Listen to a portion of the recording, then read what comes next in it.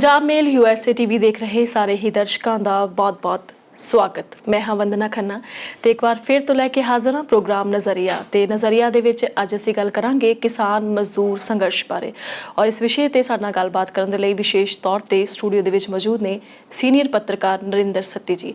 आओ सब तो पहला सत्ती जी का स्वागत करते हैं। सत्ती जी बहुत बहुत स्वागत है जी। वंदना जी, तुसीं इत्थे सद के अपने विचार रखने का मौका दिंदे हो, तुहाडा भी बहुत बहुत धन्यवाद जी। सो सब तो पहला असीं गल करनी है किसान मजदूर संघर्ष बारे। जद किसान अंदोलन शुरू होया, ये संघर्ष जिहड़ा शुरू होया तां ये लग्गिया सी कि शायद केंद्र सरकार दे नाल गलबात दा कोई राह जिहड़ा खुलेगा, क्योंकि अक्सर मसलियां दे हल जिहड़े हुंदे ने वो गलबात दे विच पए हुंदे ने। पर जद हुण दिल्ली तो सद्दा आया किसान जथेबंदियां नूं गलबात करन दे लई और कॉन्फ्रेंस जिहड़ी सद्दी गई तां किसानां ने रद्द कर दिता, ये सद्दा जिहड़ा हैगा जाण तो इनकार कर दिता। कोई ना कोई कारण तो जरूर होणगे सत्ती जी, की कारण? खन्ना जी, गल ये है भई हर मसले का हल जिहड़ा है ना वो गलबात राही हुंदा है जी। चाहे कुछ भी वापर जाए, बाद दे विच दोवें धिरां जिन्हां दे दरम्यान कोई लड़ाई झगड़ा हुंदा है जां कोई वड्डे मसले हुंदे ने, मसलन जिहड़ा विश्व महायुद्ध पहला होया जां 1914 तो 1919 तक, दूसरा होया 1939 तो 45 तक, ते दोवें महायुद्धां तो बाद गलबात का सिलसिला शुरू होया, टेबल ते बैठ के वो मसले हल होए ते दोवें जंगां मुक्कियां जी।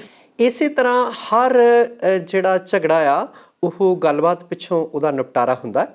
ते साडे बाबा नानक होरी, गुरु नानक देव जी पहली पातशाही ने तां गुरबाणी विच ही दर्ज है, वो कहंदे ने कि जब तक दुनिया रही है नानक किश कहिए किश सुनिए नानक जी। भी जब तक ये दुनिया आ, दुनिया जिउंदी वसदी है, तद तक कुछ कहना चाहिए तो कुछ सुनना चाहिए।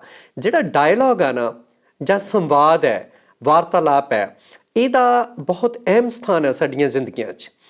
तुसीं गल कीती आ भी किसान अंदोलन जिहड़ा किसान मजदूर अंदोलन है, खेतीबाड़ी कानून के खिलाफ जिहड़ा पंजाब दे विच चल रहा, हरियाणे 'च है जां होर थावां ते, भी गलबात लई केंद्र ने सद्दिया जरूर जी, सददे कौन ने और सद्दण दा ढंग जिहड़ा आ वो देखण वाली गल आ। किसानां ने, किसान जथेबंदियां 31 किसान जथेबंदियां पंजाब दे विच, किसान मजदूर जथेबंदियां सांझे तौर ते संघर्ष दे पिड़ विच कुद्दियां होईयां ने।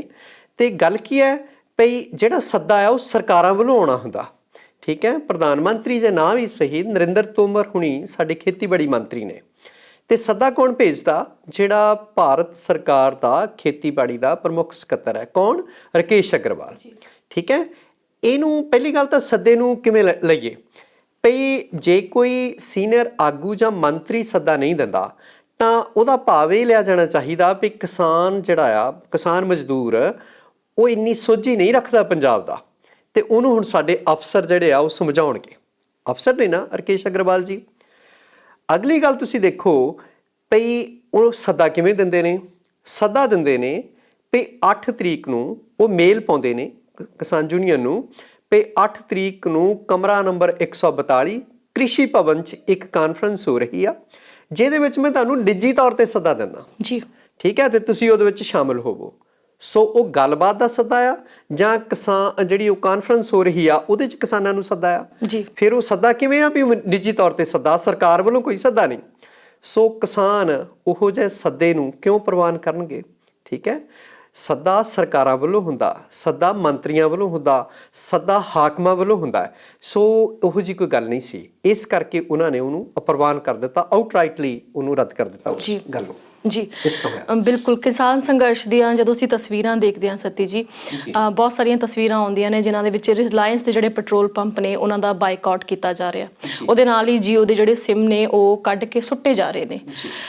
ਮੈਨੂੰ ਯਾਦ ਆਉਂਦੇ ਨੇ ਉਹ ਦਿਨ ਔਰ ਖਾਸ ਕਰਕੇ ਤਿਉਹਾਰ ਆਉਣ ਵਾਲੇ ਨੇ, ਹਨਾ, ਦੀਵਾਲੀ ਆਉਣ ਵਾਲੀ ਹੈ, ਦੁਸ਼ਹਿਰਾ ਆਉਣ ਵਾਲਾ, ਤਾਂ ਅਸੀਂ ਦੇਖਦੇ ਹਾਂ ਕਿ ਚਾਈਨਾ ਦੇ ਸਮਾਨ ਦਾ ਬਾਈਕਾਟ ਜਿਹੜਾ ਇਸ ਸਮੇਂ ਦੌਰਾਨ ਹੋਣਾ ਸ਼ੁਰੂ ਹੋ ਜਾਂਦਾ।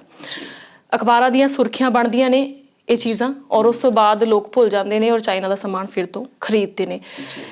ਜਿਹੜਾ ਕਿਸਾਨ ਬਾਈਕਾਟ ਕਰ ਰਹੇ ਨੇ ਰਿਲਾਇੰਸ ਦੇ ਪੈਟਰੋਲ ਪੰਪਾਂ ਦਾ ਜਾਂ ਫਿਰ ਜੀਓ ਦੇ ਸਿਮ ਦਾ, ਕਿਤੇ ਇਹ ਵੀ ਅਖਬਾਰਾਂ ਦੀਆਂ ਸੁਰਖੀਆਂ ਤਾਂ ਨਹੀਂ ਬਣ ਕੇ ਰਹਿ ਜਾਊਗਾ?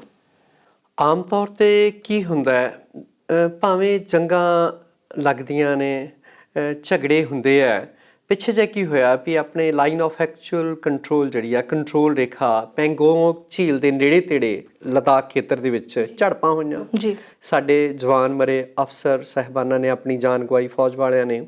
ਉਸ ਪਿੱਛੋਂ ਚੀਨ ਦੇ ਮਾਲ ਤੇ ਪਾਬੰਦੀਆਂ ਲੱਗੀਆਂ, ਚੀਨ ਦੇ ਐਪਸ ਬੰਦ ਕੀਤੇ ਗਏ।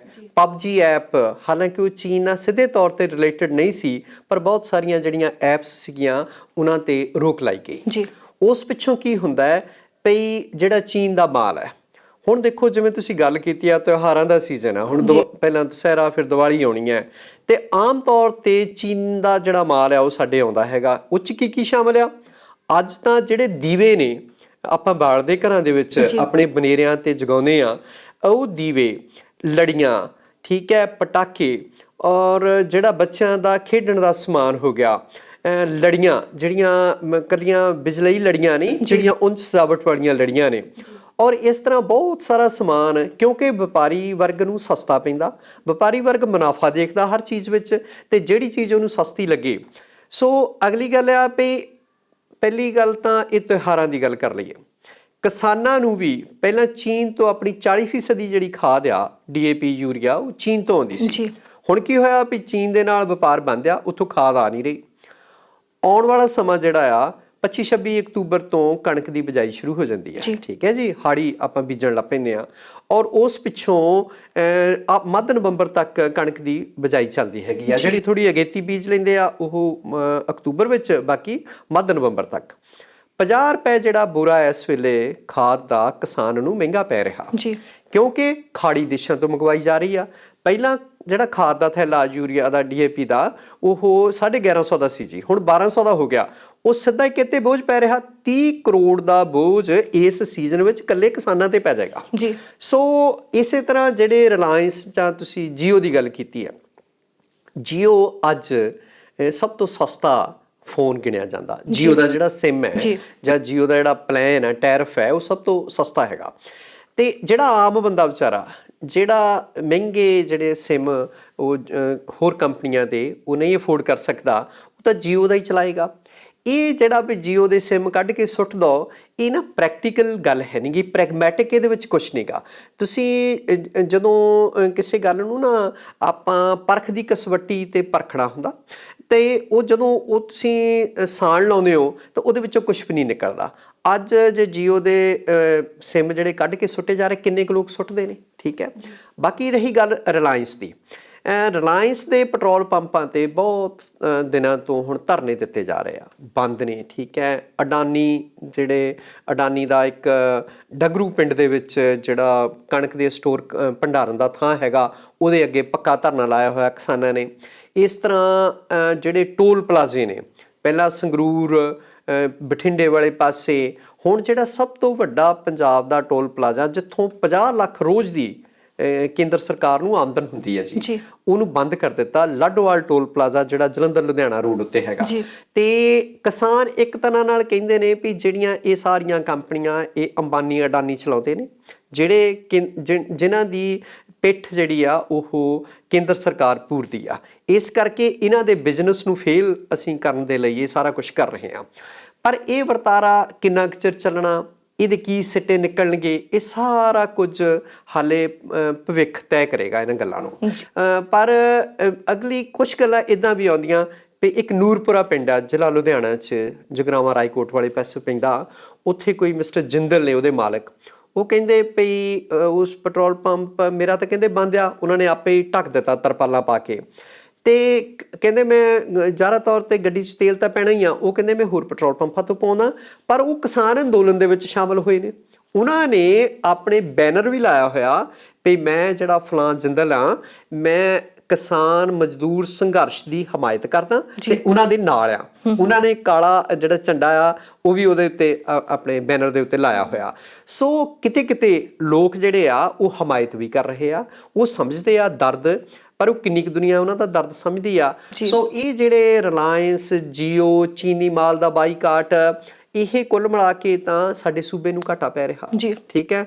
ਸੋ ਇਸ ਤਰ੍ਹਾਂ ਦਾ ਜਿਹੜਾ ਵਰਤਾਰਾ ਹੈ ਆਪਾਂ ਦੇਖਦੇ ਹਾਂ ਵੀ ਕਿੰਨਾ ਕੁ ਚਿਰ ਹੋਰ ਚੱਲਣਾ ਹੈਗਾ। ਜੀ ਬਿਲਕੁਲ ਸਤੀ ਜੀ, ਜਿਵੇਂ ਕਿ ਤੁਸੀਂ ਗੱਲ ਸ਼ੁਰੂ ਹੀ ਕੀਤੀ, ਕਣਕ ਦੀ ਬਿਜਾਈ ਦੀ ਗੱਲ ਕੀਤੀ, ਕਣਕ ਦੀ ਬਿਜਾਈ ਜਿਹੜੀ ਆ ਉਹ ਸਿਰ ਤੇ ਹੈ, ਕਿਸਾਨ ਜਿਹੜੇ ਨੇ ਸੜਕਾਂ ਤੇ ਆ, ਇਸ ਤਸਵੀਰ ਨੂੰ ਤੁਸੀਂ ਕਿਵੇਂ ਵੇਖਦੇ ਹੋ? ਪਹਿਲੀ ਗੱਲ ਤਾਂ ਇਹ ਆ ਵੀ ਕਿਸਾਨਾਂ ਦਾ ਜਿਵੇਂ ਦਾ ਹੁਣ ਰੌਂ ਆ ਨਾ, ਇਸ ਰੌਂ ਤੋਂ ਤਾਂ ਲੱਗਦਾ ਵੀ ਜਦ ਤੱਕ ਜਿਹੜੇ ਖੇਤੀ ਕਾਨੂੰਨ ਰੱਦ ਨਹੀਂ ਹੁੰਦੇ ਕਿਸਾਨ ਆਪਣੇ ਘਰਾਂ ਨੂੰ ਨਹੀਂ ਪਰਤਣਗੇ।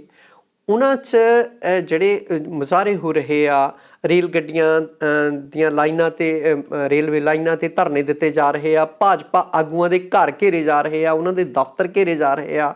ਇਸੇ ਤਰ੍ਹਾਂ ਜਿਵੇਂ ਆਪਾਂ ਦੇਖਦੇ ਹਾਂ ਰਿਲਾਇੰਸ ਦੇ ਪੈਟਰੋਲ ਪੰਪ ਹੋ ਗਏ, ਰਿਲਾਇੰਸ ਦੇ ਮਾਲਸ ਜਿਹੜੇ ਨੇ ਉਹਨਾਂ ਦੀ ਵੀ ਘੇਰਾਬੰਦੀ। ਹਾਲੇ ਥੋੜ੍ਹੇ ਦਿਨ ਪਹਿਲਾਂ 2-4 ਦਿਨ ਪਹਿਲਾਂ ਜਲੰਧਰ ਦੇ ਵਿੱਚ ਰਿਲਾਇੰਸ ਦਾ ਵੱਡਾ ਮਾਲ ਹੈ ਜੀ, ਉਹਨੂੰ ਘੇਰ ਲਿਆ ਕਿਸਾਨ ਮਜ਼ਦੂਰ ਜਥੇਬੰਦੀਆਂ ਨੇ ਇਕੱਠੇ ਹੋ ਕੇ।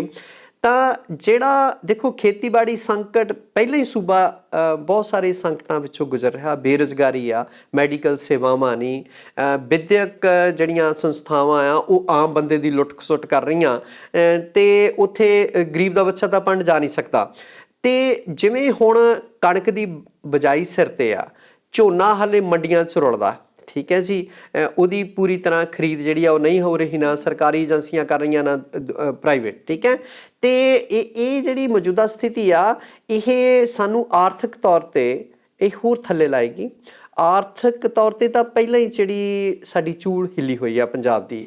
ਤਾਂ ਜੇ ਹੁਣ ਕਣਕ ਦੀ ਬਿਜਾਈ ਲੇਟ ਹੁੰਦੀ ਆ, ਉੱਧਰੋਂ ਖਾਦ ਨਹੀਂ ਮਿਲ ਰਹੀ, DAP ਯੂਰੀਆ ਦੀ ਸ਼ਾਰਟੇਜ ਹੈਗੀ ਆ, ਉੱਧਰੋਂ ਮਾਲ ਗੱਡੀਆਂ ਬੰਦ ਨੇ ਕਿਉਂਕਿ ਰੇਲਵੇ ਲਾਈਨਾਂ 'ਤੇ ਧਰਨੇ ਨੇ। ਸੋ ਇਹ ਲੱਗਦਾ ਹੈਗਾ ਵੀ ਇਹ ਜਿਹੜਾ ਮੌਜੂਦਾ ਸਥਿਤੀ ਆ ਇਹ ਸਾਡੇ ਅਰਥਚਾਰੇ ਨੂੰ ਹੋਰ ਢਾਹ ਲਾਵੇਗੀ। ਸਤੀਸ਼ ਜੀ, ਗੱਲਬਾਤ ਦਾ ਸਿਲਸਿਲਾ ਇਸੇ ਤਰ੍ਹਾਂ ਜਾਰੀ ਰੱਖਾਂਗੇ। ਮਿਲਦੇ ਹਾਂ ਇੱਕ ਬ੍ਰੇਕ ਤੋਂ ਬਾਅਦ।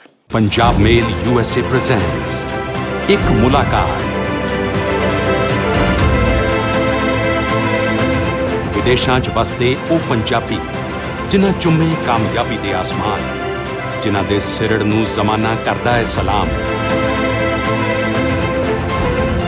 ਉਹਨਾਂ ਦੀ ਜ਼ਿੰਦਗੀ ਤੇ ਪ੍ਰਾਪਤੀਆਂ ਨਾਲ ਸਾਂਝ ਪਾਉਂਦਾ ਪ੍ਰੋਗਰਾਮ ਇੱਕ ਮੁਲਾਕਾਤ, ਸਿਰਫ ਪੰਜਾਬ ਮੇਲ USA ਚੈਨਲ ਤੇ।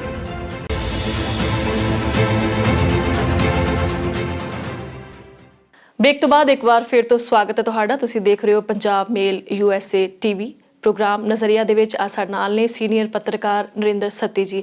ਸੋ ਗੱਲ ਉਹਨਾਂ ਦੇ ਨਾਲ ਕਰ ਰਹੇ ਸੀ ਅਸੀਂ ਕਿਸਾਨ ਮਜ਼ਦੂਰ ਸੰਘਰਸ਼ ਦੇ ਬਾਰੇ ਜੀ। ਸੁਪਰੀਮ ਕੋਰਟ ਨੇ ਇੱਕ ਫੈਸਲਾ ਸੁਣਾਇਆ, ਇੱਕ ਪਟੀਸ਼ਨ ਜਿਹੜੀ ਦਾਇਰ ਕੀਤੀ ਗਈ ਸੀ ਸ਼ਾਹੀਨ ਬਾਗ ਮਾਮਲੇ ਦੇ ਵਿੱਚ ਸੁਪਰੀਮ ਕੋਰਟ ਦੇ ਵਿੱਚ। ਔਰ ਸੁਪਰੀਮ ਕੋਰਟ ਦਾ ਫੈਸਲਾ ਇਹ ਹੈ, ਟਿੱਪਣੀ ਇਹ ਹੈ ਕਿ ਸੜਕਾਂ ਦੇ ਉੱਪਰ ਜਿਹੜੇ ਆ ਕਬਜ਼ੇ ਦੇ ਰੂਪ ਦੇ ਵਿੱਚ ਧਰਨੇ ਬਰਦਾਸ਼ਤ ਨਹੀਂ ਕੀਤੇ ਜਾਣਗੇ ਜੀ। ਲੰਬਾ ਸਮਾਂ ਜਿਹੜਾ ਤੁਸੀਂ ਧਰਨੇ ਨਹੀਂ ਦੇ ਸਕਦੇ, ਇਹ ਨਹੀਂ ਹੈ ਕਿ ਤੁਸੀਂ ਸੜਕਾਂ ਦੇ ਉੱਪਰ ਕਬਜ਼ਾ ਹੀ ਕਰ ਲਓ।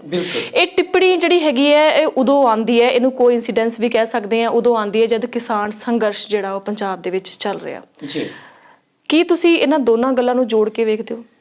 ਦੇਖੋ, ਇਹ ਇੱਕ ਤਰ੍ਹਾਂ ਨਾਲ ਤਾਂ ਵੰਦਨਾ ਜੀ ਮੌਕਾ ਮੇਲ ਹੈਗਾ ਵੀ ਸ਼ਾਹੀਨ ਬਾਗ ਦਾ ਜਿਹੜਾ ਮੋਰਚਾ ਉਹ ਵੀ ਬਹੁਤ ਲੰਮਾ ਅਰਸਾ ਚੱਲਿਆ ਸੀ।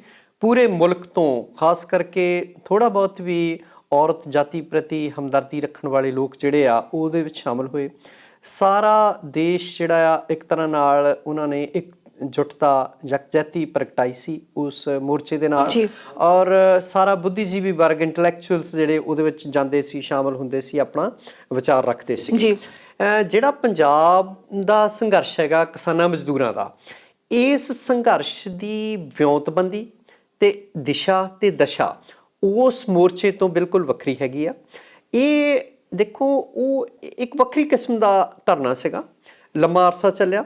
ਜਿਹੜਾ ਪੰਜਾਬ ਦੇ ਕਿਸਾਨ ਮਜ਼ਦੂਰ ਜਿਹੜੇ ਆ ਜਾਂ ਹੋਰ ਵਰਗ, ਪੰਜਾਬ 'ਚ ਇਕੱਲਾ ਕਿਸਾਨ ਮਜ਼ਦੂਰ ਇਹ ਨਹੀਂ ਕਰ ਰਹੇ, ਉਹਦੇ ਵਿੱਚ ਇਸ ਵੇਲੇ ਆੜ੍ਹਤੀਏ, ਪੱਲੇਦਾਰ, ਆਮ ਮਜ਼ਦੂਰ, ਦੁਕਾਨਦਾਰ, ਰੇਹੜੀ ਫੜੀ ਵਾਲਾ, ਵਪਾਰੀ ਵਰਗ ਪੰਜਾਬ 'ਚੋਂ ਸਾਰੇ ਸ਼ਾਮਲ ਨੇ। ਸੋ ਪੰਜਾਬ ਦੇ ਇਹ ਜਿਹੜਾ ਮੌਜੂਦਾ ਸਥਿਤੀ ਹੈਗੀ ਆ ਸੰਘਰਸ਼ ਦੀ, ਇਹਨੂੰ ਆਪਾਂ ਉਹਦੇ ਨਾਲ ਜੋੜ ਕੇ ਨਾ ਦੇਖੀਏ। ਹਾਂ, ਜਿਹੜੇ ਦੇਖੋ, ਜਿਹੜਾ ਸੁਪਰੀਮ ਕੋਰਟ ਸਾਡੀ ਅਪੈਕਸ ਕੋਰਟ ਹੈ, ਸਰਵਉੱਚ ਅਦਾਲਤ ਹੈ, ਅਤੇ ਸਰਵਉੱਚ ਅਦਾਲਤ ਦੀ ਕੋਈ ਟਿੱਪਣੀ ਹੈ ਜਾਂ ਕੋਈ ਫੈਸਲਾ ਆ, ਉਹਦੇ 'ਤੇ ਕਿੰਤੂ ਪ੍ਰੰਤੂ ਕੋਈ ਨਹੀਂ ਕਰ ਸਕਦਾ, ਨਾ ਹੀ ਸਾਨੂੰ ਕੋਈ ਹੱਕ ਹੈ, ਨਾ ਹੀ ਕਰਨਾ ਚਾਹੀਦਾ, ਠੀਕ ਹੈ। ਪਰ ਦੇਖੋ, ਨਾਲ ਦੀ ਨਾਲ ਇਹ ਵੀ ਕਿਹਾ ਜਾਂਦਾ ਵੀ ਜਿਹੜਾ ਇੱਕ ਹਾਈ ਕੋਰਟ ਵੀ ਕੋਈ ਫੈਸਲਾ ਦਿੰਦੀ ਹੈ ਤਾਂ ਉਹਨੂੰ ਲਾ ਆਫ ਦਾ ਲੈਂਡ ਕਿਹਾ ਜਾਂਦਾ ਹੈ, ਉਹ ਸਾਰੇ ਥਾਂ ਹੀ ਐਪਲੀਕੇਬਲ ਹੁੰਦਾ। ਪਰ ਆਇਆ ਜਿਹੜਾ ਹੁਣ ਸ਼ਾਹੀਨ ਬਾਗ ਦੇ ਮਸਲੇ 'ਚ ਸੁਪਰੀਮ ਕੋਰਟ ਦੀ ਟਿੱਪਣੀ ਆ, ਉਹ ਸਾਡੇ 'ਤੇ ਲਾਗੂ ਹੁੰਦੀ ਆ ਜਾਂ ਨਹੀਂ ਲਾਗੂ ਹੁੰਦੀ, ਉਹ ਦੇਖਣ ਵਾਲੀ ਗੱਲ ਹੈਗੀ ਆ। ਅਗਲੀ ਗੱਲ, ਤੁਸੀਂ ਇੱਕ ਗੱਲ ਤਾਂ ਜ਼ਰੂਰ ਤੁਹਾਡੇ ਨੋਟਿਸ ਵਿੱਚ ਆਈ ਹੋਵੇਗੀ, ਆਮ ਬੰਦਾ ਹੀ ਜਿਹੜਾ ਇੰਨੀ ਪੈਨੀ ਨਜ਼ਰ ਵੀ ਨਹੀਂ ਰੱਖਦਾ। ਮੋਟੇ ਤੌਰ ਤੇ ਦੇਖਿਆ ਜਾਵੇ ਤਾਂ ਪੰਜਾਬ ਸਰਕਾਰ ਨੇ ਕਿਸਾਨ ਮਜ਼ਦੂਰ ਸੰਘਰਸ਼ ਦਾ ਕੋਈ ਬਹੁਤਾ ਵਿਰੋਧ ਨਹੀਂ ਕੀਤਾ ਜੀ। ਧਰਨੇ ਦੇ ਰਹੇ ਨੇ ਕਿਸਾਨ, ਰੈਲੀਆਂ ਕਰ ਰਹੇ ਹੈ, ਜਿਹੜਾ ਭਾਜਪਾ ਆਗੂਆਂ ਨੂੰ ਝੰਡੀਆਂ ਦਿਖਾ ਰਹੇ ਨੇ, ਉਹਨਾਂ ਦੇ ਘਰ ਮੱਲੇ ਹੋਏ ਧਰਨੇ ਲਾ ਕੇ। ਠੀਕ ਆ, ਅਡਾਨੀ ਵਾਲਿਆਂ ਦਾ ਜਿਹੜਾ ਸਟੋਰ ਆ ਕਣਕ ਭੰਡਾਰਨ ਵਾਲਾ ਡਗਰੂ ਪਿੰਡ ਵਿਖੇ, ਉਹਨੂੰ ਮੱਲਿਆ ਹੋਇਆ। ਹੁਣ ਜਿਹੜਾ ਕੱਲ੍ਹ ਲੇਟੈਸਟ ਆ ਉਹ ਲਾਡੋਵਾਲ ਵਾਲਾ ਟੋਲ ਪਲਾਜ਼ਾ ਜਿਹੜਾ ਉਹ ਘੇਰ ਲਿਆ ਹੈਗਾ, ਔਰ ਮੁਫਤ ਦੇ ਵਿੱਚ ਉੱਥੋਂ ਗੱਡੀਆਂ ਬਿਨਾਂ ਟੋਲ ਫੀਸ ਦਿੱਤਿਆਂ ਲੰਘਾਈਆਂ ਕੱਲ੍ਹ ਉਹਨਾਂ ਨੇ। ਇਹ ਜਿਹੜਾ ਸਾਰਾ ਕੁਛ ਆ ਇਹਦਾ ਤੁਸੀਂ ਦੇਖੋ ਵੀ ਪੰਜਾਬ ਸਰਕਾਰ ਨੇ ਵਿਰੋਧ ਨਹੀਂ ਕੀਤਾ, ਸਵਾਏ ਜਦੋਂ ਜਿਹੜੇ ਅਕਾਲੀ ਵਰਕਰ ਨੇ ਉਹ ਚੰਡੀਗੜ੍ਹ ਗਏ ਆ ਰਾਜਪਾਲ ਨੂੰ ਮੰਗ ਪੱਤਰ ਦੇਣ 3 ਤਖ਼ਤਾਂ ਤੋਂ ਮਾਰਚ ਕਰਕੇ, ਉੱਥੇ ਜ਼ਰੂਰ ਉਹਨਾਂ ਨੇ, ਉਹ ਹੋ ਸਕਦਾ ਇੱਕ ਵੱਖਰਾ ਇਸ਼ੂ ਆ ਕਿਉਂਕਿ ਯੂਟੀ ਜਿਹੜੀ ਆ ਚੰਡੀਗੜ੍ਹ ਆ ਉਹ ਇੱਕ ਵੱਖਰਾ ਆਪਣੇ ਆਪ ਦੇ ਵਿੱਚ ਕੇਂਦਰ ਸ਼ਾਸਿਤ ਪ੍ਰਦੇਸ਼ ਹੈਗਾ। ਠੀਕ ਹੈ, ਪਰ ਜੇ ਤੁਸੀਂ ਪੰਜਾਬ 'ਚ ਦੇਖੋ ਤਾਂ ਪੰਜਾਬ 'ਚ ਕਿਤੇ ਵੀ ਪੰਜਾਬ ਸਰਕਾਰ ਨੇ ਜਾਂ ਜਿਹੜੀ ਪੰਜਾਬ ਦੀ ਨਫਰੀ ਆ ਪੁਲਿਸ ਦੀ, ਉਹਨੇ ਕਿਤੇ ਵੀ ਇਹਦਾ ਵਿਰੋਧ ਨਹੀਂ ਕੀਤਾ, ਕਿਤੇ ਲਾਠੀ ਚਾਰਜ ਨਹੀਂ ਕੀਤਾ, ਕਿਤੇ ਕਿਸਾਨਾਂ ਨੂੰ ਫੜ ਕੇ ਅੰਦਰ ਨਹੀਂ ਦਿੱਤਾ। ਆਮ ਤੌਰ ਤੇ ਕੀ ਹੁੰਦਾ ਵੀ ਨਿੱਕੀ ਮੋਟੀ ਵੀ ਐਜੀਟੇਸ਼ਨ ਹੋਵੇ, ਘਰਾਂ 'ਚ ਨਜ਼ਰਬੰਦ ਕਰ ਦਿੱਤੇ ਜਾਂਦੇ ਨੇ ਆਗੂ, ਕੱਲ੍ਹ ਨੂੰ ਧਰਨਾ ਦੇਣਾ ਤੇ ਅੱਜ ਜਿਹੜੇ ਆ ਆਗੂ ਘਰਾਂ ਤੋਂ ਤੜਕਸਾਰ ਛਾਪੇ ਮਾਰ ਕੇ ਚੁੱਕ ਲੈ ਜਾਂਦੇ ਜੀ। ਸੋ ਇਸ ਤਰ੍ਹਾਂ ਮੈਨੂੰ ਲੱਗਦਾ ਨਹੀਂ ਵੀ ਸੁਪਰੀਮ ਕੋਰਟ ਦੀ ਟਿੱਪਣੀ ਦਾ ਬਾਹਲਾ ਅਸਰ ਹੋਏਗਾ ਜੀ। ਸਤੀ ਜੀ, ਹੁਣ ਗੱਲ ਕਰਾਂਗੇ ਅਸੀਂ ਕਿਸਾਨ ਮਜ਼ਦੂਰ ਸੰਘਰਸ਼ ਦੀ, ਕੀ ਮੌਜੂਦਾ ਸਥਿਤੀ ਹੈ ਇਸ ਬਾਰੇ ਅਸੀਂ ਗੱਲ ਕਰਾਂਗੇ, ਔਰ ਇਸ ਦੇ ਨਾਲ ਗੱਲ ਕਰਾਂਗੇ ਕਿ ਪੰਜਾਬ ਸਰਕਾਰ ਦਾ ਕੀ ਸਟੈਂਡ ਹੈ। ਸੂਬੇ ਦੇ ਵਿੱਚ ਕੀ ਪੰਜਾਬ ਸਰਕਾਰ ਜਿਹੜੀ ਹੈਗੀ ਹੈ ਆਪਣੇ ਤੌਰ ਤੇ ਕੋਈ ਕਦਮ ਚੁੱਕਣ ਜਾ ਰਹੀ ਹੈ, ਕੁਝ ਸੋਚ ਰਹੀ ਹੈ ਇਸ ਦੇ ਬਾਰੇ? ਦੇਖੋ, ਜਿਹੜਾ ਕਿਸਾਨ ਮਜ਼ਦੂਰ ਸੰਘਰਸ਼ ਆ ਇਹ ਹੁਣ ਇੱਕ ਤਰ੍ਹਾਂ ਦਾ ਪੂਰੀ ਤਰ੍ਹਾਂ ਪੇੜ ਜਿਹੜਾ ਮਗਿਆ ਹੋਇਆ ਸੰਘਰਸ਼ ਦਾ, ਤੇ ਕਿਸਾਨ ਹੁਣ ਹੰਨੇ ਬੰਨੇ ਦੀ ਲੜਾਈ, ਜਿਹਨੂੰ ਆਪਾਂ ਕਹਿੰਦੇ ਆਰ ਪਾਰ ਦੀ ਲੜਾਈ ਤੇ ਉਤਾਰੂ ਨੇ।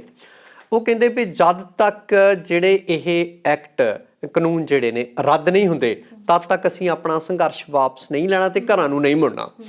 ਉਹਨਾਂ 'ਚ ਉਹਨਾਂ ਦੀਆਂ ਔਰਤਾਂ ਜਿਹੜੀਆਂ ਔਰਤ ਸਾਥੀ ਨੇ, ਮਜ਼ਦੂਰ ਸਾਥੀ ਨੇ, ਉਹਨਾਂ ਦੇ ਬੱਚੇ ਨੇ, ਉਹ ਸਾਰੇ ਉਸ ਸੰਘਰਸ਼ ਵਿੱਚ ਸ਼ਾਮਲ ਆ, ਧਰਨਿਆਂ 'ਚ ਸ਼ਾਮਲ ਹੁੰਦੇ ਨੇ। ਘਰਾਂ ਤੋਂ ਲੰਗਰ ਪੱਕ ਕੇ ਜਾਂਦਾ, ਠੀਕ ਹੈ, ਜਾਂ ਜਿੱਥੇ ਜਿੱਥੇ ਧਰਨੇ ਲੱਗੇ ਹੋਏ ਆ ਉੱਥੇ ਲੰਗਰ ਦਾ ਪ੍ਰਬੰਧ ਪੈਗਾ ਜੀ। ਤੇ ਜਿਹੜਾ ਆਪਾਂ ਦੇਖੋ, ਪਹਿਲਾਂ ਉਹਨਾਂ ਨੇ ਸਭ ਤੋਂ ਪਹਿਲਾਂ ਜਦੋਂ ਆਪਾਂ ਸ਼ੁਰੂਆਤ ਕਰਾਂਗੇ ਵੀ ਪਹਿਲਾਂ ਉਹ ਕਹਿੰਦੇ ਵੀ ਜਾਂ ਤਾਂ ਜੇਲ੍ਹਾਂ ਦੇ ਦਰ ਸਾਡੇ ਲਈ ਖੋਲ੍ਹ ਦਿਓ ਜਾਂ ਜਿਹੜਾ ਕੇਂਦਰੀ ਆਰਡੀਨੈਂਸ ਨੇ ਉਹ ਰੱਦ ਕਰਵਾਓ। ਸਰਕਾਰ ਨੂੰ ਇਹ ਅਲਟੀਮੇਟਮ ਦਿੱਤਾ। ਉਸ ਪਿੱਛੋਂ ਧਰਨੇ, ਮੁਜ਼ਾਹਰੇ, ਠੀਕ ਆ, ਰੈਲੀਆਂ ਦਾ ਸਿਲਸਿਲਾ ਚੱਲਿਆ।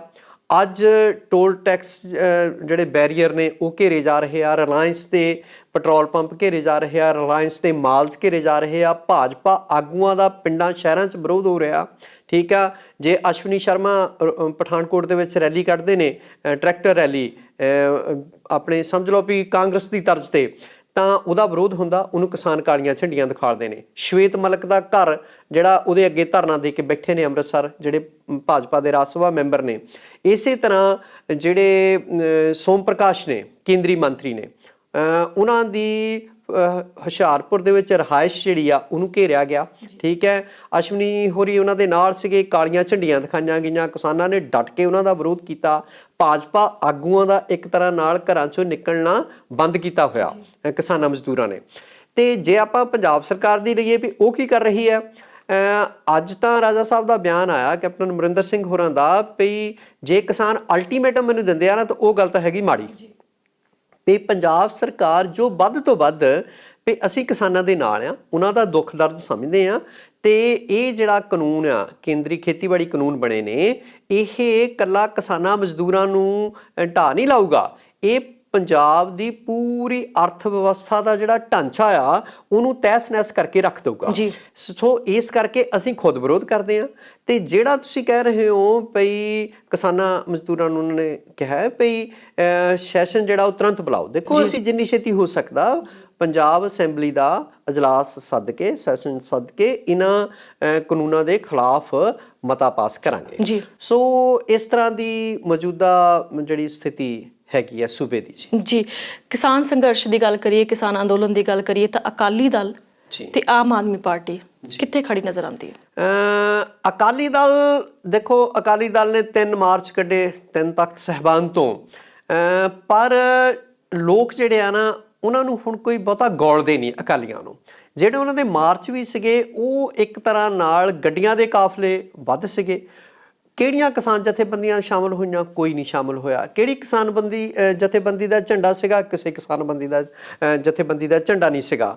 ਨਾਰੇ ਕਿਹਨਾਂ ਦੇ ਲੱਗ ਰਹੇ ਸੀ? ਸੁਖਬੀਰ ਬਾਦਲ ਅਮਰ ਰਹੇ, ਸੁਖਬੀਰ ਬਾਦਲ ਜਿੰਦਾਬਾਦ, ਬੀਬੀ ਹਰਸਿਮਰਤ ਕੌਰ ਬਾਦਲ ਜਿੰਦਾਬਾਦ। ਜਲੰਧਰ 'ਚ ਨਾਰੇ ਲੱਗਦੇ ਸੁਣੇ ਆ ਵੀ ਉੱਥੇ ਵੱਡੇ ਬਾਦਲ ਸਾਹਿਬ ਪ੍ਰਕਾਸ਼ ਸਿੰਘ ਬਾਦਲ ਹੋਰਾਂ ਦਾ ਨਾਮ ਨਹੀਂ ਸੀ ਲਿਆ ਜਾਂਦਾ। ਸੋ ਉਹ ਕਿਹੜੇ ਕਿਸਾਨ ਸੰਘਰਸ਼ ਦੀ ਅਗਵਾਈ ਕਰ ਰਹੇ ਨੇ? ਅਕਾਲੀ। ਜੀ। ਦੂਸਰਾ, ਆਪ ਜ਼ਰੂਰ ਹਾਂ ਦਾ ਨਾਰਾ ਮਾਰ ਰਹੀ ਹੈ ਔਰ ਅੱਜ ਹੀ ਆਪ ਦੇ ਜਿਹੜੇ ਲੀਡਰ ਨੇ ਵਿਧਾਨ ਸਭਾ ਦੇ ਵਿੱਚ ਵਿਰੋਧੀ ਧਿਰ ਦੇ ਆਗੂ ਹਰਪਾਲ ਸਿੰਘ ਚੀਮਾ ਹੋਰੀ ਤੇ ਹੋਰ ਆਗੂ ਚੰਡੀਗੜ੍ਹ ਜਾ ਰਹੇ ਸੀ। ਉਹਨਾਂ ਨੂੰ ਰੋਕਿਆ ਗਿਆ, ਉਹਨਾਂ ਤੇ ਪਾਣੀ ਦੀਆਂ ਛਾੜਾਂ ਹੋਈਆਂ ਤੇ ਹੋਰ ਸਾਰਾ ਕੁਝ ਹੋਇਆ।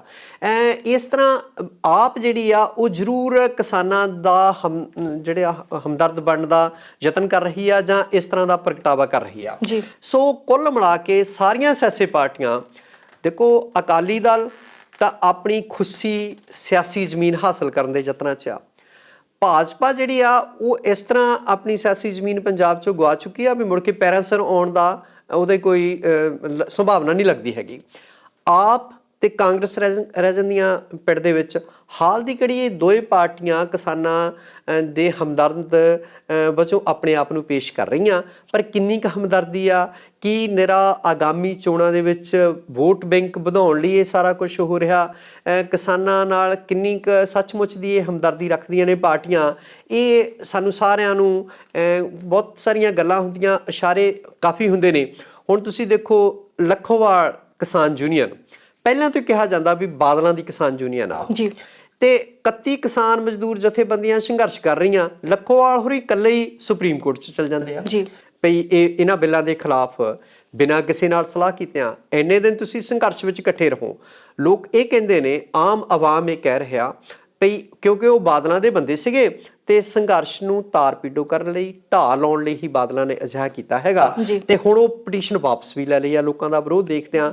ਸੋ ਇਸ ਤਰ੍ਹਾਂ ਦੀ ਸਥਿਤੀ ਦੇ ਵਿੱਚ ਤੁਸੀਂ ਸਿਆਸੀ ਪਾਰਟੀਆਂ ਬਾਰੇ ਕੀ ਕਹਿ ਸਕਦੇ ਹੋ? ਕਹਿੰਦੇ ਨੇ ਵੀ ਜੰਗ ਜਿਹੜੀ ਆ ਤੇ ਮੁਹੱਬਤ ਇਹਦੇ ਵਿੱਚ ਸਾਰਾ ਕੁਝ ਜਾਇਜ਼ ਹੁੰਦਾ, ਤੇ ਮੈਨੂੰ ਨਹੀਂ ਲੱਗਦਾ ਵੀ ਲੋਕ ਹੁਣ ਇਹਨਾਂ ਸਿਆਸੀ ਪਾਰਟੀਆਂ ਤੇ ਬਹੁਤਾ ਭਰੋਸਾ ਕਰਦੇ ਨੇ। ਲੋਕ ਇਸ ਵੇਲੇ ਸੰਘਰਸ਼ ਵਿੱਚ ਕੁੱਦੇ ਹੋਏ ਆ ਤੇ ਮੈਨੂੰ ਲੱਗਦਾ ਵੀ ਜ਼ਰੂਰ ਇਸ ਗੱਲ ਨੂੰ ਕਿਸੇ ਨਾ ਕਿਸੇ ਸਿਰੇ ਕੇਂਦਰ ਸਰਕਾਰ ਨੂੰ ਲਾਉਣਾ ਪਏਗਾ, ਤਾਂ ਹੀ ਇਹਨੂੰ ਠੱਲ ਪਏਗੀ। ਪ੍ਰੋਗਰਾਮ ਨਜ਼ਰੀਆ ਦੇ ਵਿੱਚ ਅੱਜ ਅਸੀਂ ਗੱਲ ਕੀਤੀ ਕਿਸਾਨ ਮਜ਼ਦੂਰ ਸੰਘਰਸ਼ ਬਾਰੇ ਔਰ ਬਹੁਤ ਸਾਰੀ ਜਾਣਕਾਰੀ ਜਿਹੜੀ ਸਾਡੇ ਨਾਲ ਸਾਂਝੀ ਕੀਤੀ ਸਤੀ ਜੀ ਨੇ। ਪ੍ਰੋਗਰਾਮ ਨਜ਼ਰੀਆ ਦੇ ਵਿੱਚ ਅੱਜ ਬਸ ਇੰਨਾ ਹੀ, ਸਮਾਂ ਪ੍ਰੋਗਰਾਮ ਦਾ ਇੱਥੇ ਹੀ ਸਮਾਪਤ ਹੋ ਰਿਹਾ। ਸੋ ਬਹੁਤ-ਬਹੁਤ ਸ਼ੁਕਰੀਆ ਨਰਿੰਦਰ ਸਤੀ ਜੀ ਸਾਡੇ ਨਾਲ ਜੁੜਨ ਦੇ ਲਈ, ਗੱਲਬਾਤ ਦੇ ਲਈ ਔਰ ਇੰਨੀ ਸਾਰੀ ਜਾਣਕਾਰੀ ਸਾਡੇ ਨਾਲ ਸਾਂਝੀ ਕਰਨ ਦੇ ਲਈ। ਸੋ ਇਸ ਦੇ ਨਾਲ ਹੀ ਮੈਨੂੰ ਵੰਦਨਾ ਖੰਨਾ ਨੂੰ ਤੇ ਸਾਡੇ ਮਾਹਿਰ ਮਹਿਮਾਨ ਨਰਿੰਦਰ ਸਤੀ ਜੀ ਨੂੰ ਦਿਓ ਇਜਾਜ਼ਤ। ਫਿਰ ਕਿਸੇ ਦਿਨ ਪ੍ਰੋਗਰਾਮ ਨਜ਼ਰੀਆ ਦੇ ਵਿੱਚ ਮਿਲਾਂਗੇ ਕਿਸੇ ਨਵੇਂ ਵਿਸ਼ੇ ਦੇ ਨਾਲ। ਦੇਖਦੇ ਰਹੋ ਪੰਜਾਬ ਮੇਲ USA TV।